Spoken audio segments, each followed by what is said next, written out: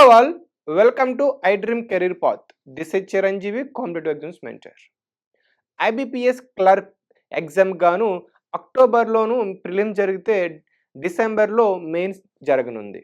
మరి ఈ నేపథ్యంలో సెప్టెంబర్ అక్టోబర్ 2 months టైం ఉంది. నియర్లీ ఆర్ఎల్స్ 45 days అయితే దగ్గర టైం ఉంది. కాబట్టి మీరు ఇప్పుడు చేయాల్సింది ఏంటంటే ఆల్మోస్ట్ ప్రిపరేషన్ అయిపోయి ఉంటుంది. ఇప్పుడు రివిజన్ చేస్తూ మాక్ టెస్ట్లు ఎక్కువ రాస్తుంటారు. మరి ఇప్పుడు ఏం మీరు చేయాలంటే సబ్జెక్ట్ వైజ్గా వెయిటేజ్ ఎంత ఉంటుంది అంటే అర్థమెటిక్ ఎంత వెయిటేజ్ ఉంటుంది, కరెంట్ అఫైర్స్కి ఎంత వెయిటేజ్ ఉంటుంది, జనరల్ స్టడీస్కి ఎంత వెయిటేజ్ ఉందో మీకు తెలియాలి. ఎందుకంటే ఈ వెయిటేజ్ తెలితే ముందు మీకు ఏ సబ్జెక్ట్ ఎక్కువ ప్రియారిటీ ఇచ్చి మీరు క్వశ్చన్స్ని అటెంప్ట్ చేయాలో తెలుస్తుంది. ఆల్రెడీ మీరు ఇప్పుడు చాలా వరకు ప్రిపరేషన్ చేసి ఉంటారు.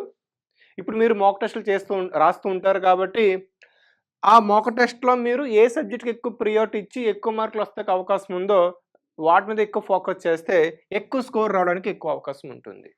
కాబట్టి ఈ వీడియోలో పూర్తిగా నేను ఎగ్జామ్లో ఏ సబ్జెక్ట్స్ మీద ఎక్కువ ఫోకస్ చేయాలో నేను చెప్తాను. లాస్ట్ వరకు చూస్తే మీకు అర్థమవుతుంది. సో ఫస్ట్ మీరు ఎగ్జామ్ ప్యాటర్న్ తెలుసుకోండి. ఎగ్జామ్ ప్యాటర్న్ మొత్తం మీకు 1 hour ఉంటుంది, 60 minutes ఎగ్జామ్ ఉంటుంది. ఓకేనా? సో ఈచ్ సెక్షన్కి అయితే మీకు 20 minutes ఉంటుంది. అదేవిధంగా నెగిటివ్ మార్కింగ్ వచ్చేసి 0.25 అయితే నెగిటివ్ మార్కింగ్ ఉంటుంది. ఇప్పుడు మొత్తం మీకు ఇక్కడ 3 సెక్షన్స్ ఉంటాయి. ఒకటి ఇంగ్లీష్ లాంగ్వేజ్, దీని నుంచి మీకు 30 క్వశ్చన్స్ వస్తాయి. నెక్స్ట్ మ్యాథమెటిక్స్ అర్థమెటిక్ నుంచి 35 క్వశ్చన్స్ వస్తాయి. రీజనింగ్ నుంచి 35 క్వశ్చన్స్ వస్తాయి. టోటలీ 100 క్వశ్చన్స్ ఉంటాయి. ఇప్పుడు ఈచ్ క్వశ్చన్కి 1 mark ఉంటుంది. ఇంగ్లీష్కి 30 marks, అర్థమెటిక్కి 35 marks, రీజనింగ్కి 35 marks, totally 100 marks మీకు ప్రిలిమ్స్ ఉంటుంది. ఓకే, ఇప్పుడు ఈచ్ సెక్షన్కి 20 minutes చెప్పాను కదా. అంటే ఇంగ్లీష్ సెక్షన్కి మీరు ఆన్లైన్ ఎగ్జామ్ రాసేటప్పుడు ఆ 20 minutesలోనే మీరు ఈ 30 క్వశ్చన్స్కి ఆన్సర్ చేయాలి. అదేవిధంగా రిమైనింగ్ ఏదో అర్థమెటిక్ రీజనింగ్ ఉందో ఈచ్ సెక్షన్, ఇప్పుడు మీరు అర్థమెటిక్ తీసుకున్నారు అనుకోండి, అర్థమెటిక్ని మీరు 20 minutesలో మీరు మొత్తం 35 క్వశ్చన్స్కి ఆన్సర్ చేయాలి. సో అది సెక్షనాలజీ టైం అంటే మాట. కాబట్టి మీరు చాలా స్పీడ్గా ఎక్కువ అక్యురసీగా మీరు ఎక్కువ ఆన్సర్ చేయాలంటే మీరు ఎక్కువ ప్రాక్టీస్ చేస్తేనే పాసిబిలిటీ ఉంటుంది. ఇది మీకు ప్రిలిమ్స్ ఎగ్జామ్ ప్యాటర్న్. సో ఇప్పుడు ప్రిలిమ్స్లో సబ్జెక్ట్ వైజ్గా మనం వెయిటేజ్ చూసుకుందాము. మీకు రీజనింగ్లో మీకు 35 marks వస్తున్నాయి కదా. ఇందులో మీకు పజిల్స్ అండ్ సీటింగ్ అరేంజ్మెంట్స్ నుంచి మీకు నియర్లీ 15 to 20 క్వశ్చన్స్ రావడం జరుగుతున్నాయి. అందులోనూ మళ్ళీ లీనియర్, అదేవిధంగా circular, floor, box type seating arrangements మీకు ఎక్కువ ప్రశ్నలు రావడానికి అవకాశం ఉంటుంది. సో దీని నుంచి మీకు 15 నుంచి 20 ప్రశ్నలు వస్తున్నాయి అన్నమాట. నెక్స్ట్ సెలాజిజం, అదేవిధంగా ఇన్ఈక్వాలిటీస్, ఈ టాపిక్ నుంచి మీకు 5 to 8 ప్రశ్నలు రావడం జరుగుతుంది. ఇది మీకు క్విక్గా మీరు సాల్వ్ చేయడానికి ఎక్కువ అవకాశం ఉంటుంది. సో దీని నుంచి మీకు 5 to 8 క్వశ్చన్స్ వస్తున్నాయి. Next topic alpha numeric series, అంటే నెంబర్ సిరీస్, అదేవిధంగా ఆల్ఫాబెట్ సిరీస్. సో అదేవిధంగా డైరెక్షన్, బ్లడ్ రిలేషన్స్ నుంచి మీకు 8 to 10 క్వశ్చన్స్ అయితే వస్తున్నాయి అనమాట. సో ఈ విధంగా మీకు ప్రియారిటీ అనేది ఉంటుందన్నమాట. వీటి మీద ఎక్కువ ఫోకస్ చేయండి. సో మీరు ఇవి యావరేజ్గా ఒక 1 week కూర్చుంటే మీకు రివిజన్ అయిపోతుంది. కాబట్టి మీరు ఎక్కువ టెస్ట్ రాస్తే కనుక మీకు 35 marks ఎక్కడికి పోవు.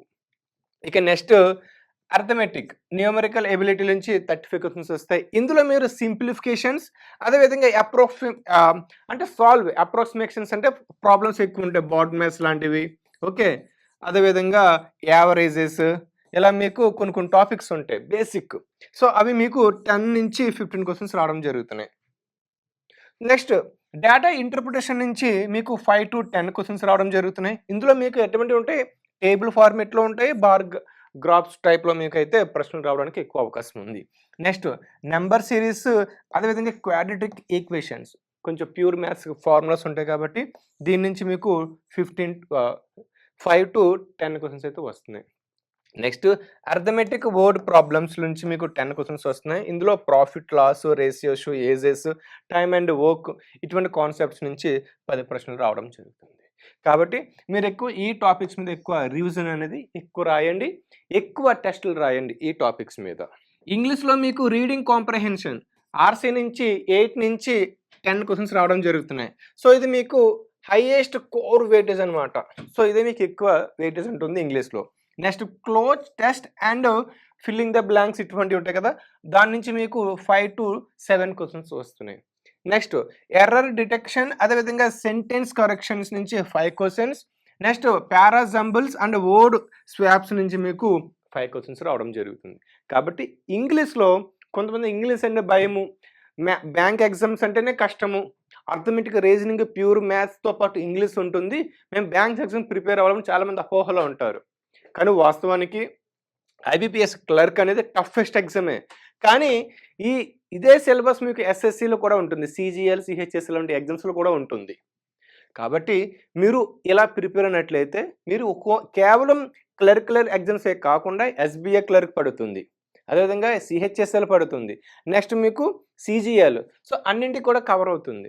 కాబట్టి మీకు ఇక్కడ ఇది ఎక్కువ ప్రాక్టీస్ చేసినట్లయితే మీకు ఒకే ప్రిపరేషన్‌తో మల్టిపుల్ ఎగ్జామ్స్ ప్రాక్టీస్ చేయడానికి ఎక్కువ అవకాశం ఉంటుంది. ఇక ఐబీపీఎస్ క్లర్క్ విషయానికి వస్తే ఇంగ్లీష్ ఈ లాంగ్వేజ్‌లో మీరు ఈ టాపిక్స్ మీద ఎక్కువ ఫోకస్ చేస్తే 30 మార్క్స్ రావడానికి ఎక్కువ అవకాశం ఉంటుంది. ఇది ప్రిలిమ్స్ సంబంధించింది. ఇప్పుడు మనం మెయిన్స్ చూద్దాం. నెక్స్ట్ మెయిన్స్ విషయానికి వస్తే మెయిన్స్ ఎగ్జామ్‌లో మీకు మెయిన్స్ ఎగ్జామ్ ప్యాటర్న్ ఫస్ట్ చూసుకున్నట్లయితే మీకు 125 మినిట్స్ ఎగ్జామ్ ఉంటుంది. టోటల్లీ మీకు 160 క్వెషన్స్ వస్తాయి.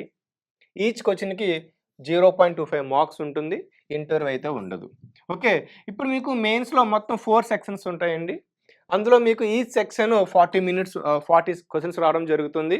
సో, ఇందులో జనరల్ అవేర్‌నెస్, ఫైనాన్షియల్ అవేర్‌నెస్ అంటే జియోగ్రఫీ, పాలిటీ, ఎకానమీ, కరెంట్ అఫైర్స్‌తో పాటు తదితర బ్యాంకింగ్, ఫైనాన్షియల్ సంబంధిత అంశాలైతే మీకు ఒక సెక్షన్ ఉంటుంది. ఇంకో సెక్షన్‌లో జనరల్ ఇంగ్లీష్ ఉంటుంది. 40 క్వెషన్స్ వస్తాయి. నెక్స్ట్ రీజనింగ్ నుంచి 40 క్వెషన్స్. నెక్స్ట్ క్వాంటిటేటివ్ యాప్టిట్యూడ్ నుంచి 40 క్వెషన్స్ వస్తాయి. టోటల్‌గా 160 క్వెషన్స్ అయితే వస్తాయన్నమాట. ఓకే. ఇప్పుడు మార్క్స్ విషయానికి వస్తే 40 క్వెషన్స్‌కి 50 మార్క్స్ వస్తాయి. జనరల్ అవేర్‌నెస్ అదేవిధంగా ఫైనాన్షియల్ అవేర్‌నెస్. ఇంగ్లీష్ నుంచి అయితే మీకు 40కి 40 మార్క్స్ వస్తాయి. ఎబిలిటీ రీజనింగ్ నుంచి మీకు 60 మార్క్స్ వస్తాయి. యాప్టిట్యూడ్ నుంచి 50 మార్క్స్. టోటల్లీ 200 మార్క్స్‌కి మెయిన్స్ అయితే జరుగుతుంది. టోటల్లీ మెయిన్స్ అనేది 200 మార్క్స్‌కి. ఇదే మీకు ఫైనల్ సెలక్షన్ మెరిట్ అంట. అంటే ఇది మీకు మెరిట్ మార్క్స్ అనేది మీకు మెయిన్స్‌కి మాత్రమే. ప్రిలిమ్స్‌కి మీకు మెరిట్ మార్క్స్ కలపరనమాట. ఓకే. ఇప్పుడు దీనికి కూడా సెక్షనల్ టైం ఉంది. చూడండి. జనరల్ అవేర్‌నెస్‌కి 20 మినిట్స్ ఉంటుంది. ఇంగ్లీష్‌కి 35 మినిట్స్. అదేవిధంగా రీజనింగ్, మ్యాథ్స్ కూడా 35 మినిట్స్ అయితే ఉంటుంది. సో, ఈ విధంగా సెక్షనల్ వైస్‌గా టైం ఉంటుంది కాబట్టి మీరు దీనికి అనుకూలంగా ప్రాక్టీస్ చేస్తే మీకు హెల్ప్ అవుతుంది. సో, ఇది ఎగ్జామ్ ప్యాటర్న్. ఇప్పుడు మెయిన్స్‌లో సబ్జెక్ట్ వైస్‌గా వెయిటేజ్ చూసుకుందాం. ఇప్పుడు మనకి రీజనింగ్ నుంచి 60 మార్క్స్ వస్తాయని చెప్పాం కదా! ఇందులో మీకు కోడ్ పజిల్స్ అదే హై లెవెల్ అండ్ పజిల్స్ ఉంటే దీని నుంచి మీకు 20 క్వెషన్స్ వస్తాయి. నెక్స్ట్ లాజికల్, అనలిటికల్ రీజనింగ్ నుంచి మీకు 5 నుంచి 7 క్వెషన్స్ వస్తాయి. Next input, output, machine input, output అదేవిధంగా కోడ్ అండ్ ఇన్‌ఈక్వాలిటీస్ అనే టాపిక్ ఉంటుంది. దాని నుంచి మీకు 8 నుంచి 10 క్వెషన్స్ అయితే వస్తాయి. సో, హై వెయిటేజ్ మీకు పజిల్స్ అనే టాపిక్ నుంచి ఎక్కువ మీకు రీజనింగ్‌లో ఎక్కువ ఉందన్నమాట. నెక్స్ట్ క్వాంటిటేటివ్ యాప్టిట్యూడ్‌లో 50 మార్క్స్ వస్తున్నాయి కాబట్టి ఇందులో మీరు కేస్ లెట్స్ అదేవిధంగా అడ్వాన్స్డ్ ఈ టాపిక్స్ డిఏ టాపిక్స్ ఉంటాయి కాబట్టి దీని నుంచి మీరు 15 నుంచి 20 క్వెషన్స్ అయితే వస్తాయి. హై వెయిటేజ్ అయితే ఉంటుంది. ఇవి ఎక్కువ క్యాలిక్యులేషన్స్ ఉంటాయన్నమాట. సో, దీని మీద ఎక్కువ ఫోకస్ చేయవలసిన అవసరం అయితే ఉంది. అంటే డేటా ఇంటర్ప్రిటేషన్ ఇటువంటి ప్రాబ్లమ్స్ ఎక్కువ ఉంటాయి. Next data sufficiency, quantitative comparison నుంచి 5 క్వెషన్స్ వస్తాయి. అడ్వాన్స్డ్ అర్థమెటిక్ నుంచి మీకు 10-15 క్వెషన్స్ అయితే వస్తాయి. అంటే ఇక్కడ మీకు ప్రాఫిట్ అండ్ లాస్ తదితర అంశాలు, రేషియో, ప్రొపోర్షను. సో, ఇటువంటి అంశాలు మీకు అయితే ఇక్కడ టాపిక్స్ నుంచి ప్రశ్నలు వస్తాయన్నమాట. సో, ఇది అర్థమెటిక్ రీజనింగ్ చూసుకున్నట్లయితే.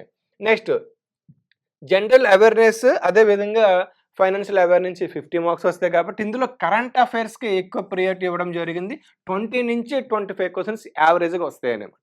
Next banking and financial knowledge నుంచి 10-15 క్వెషన్స్. నెక్స్ట్ స్టాటిక్ జీకే నుంచి 5 క్వెషన్స్ ఎక్కువ వస్తాయి. So, linked to current news అన్నమాట.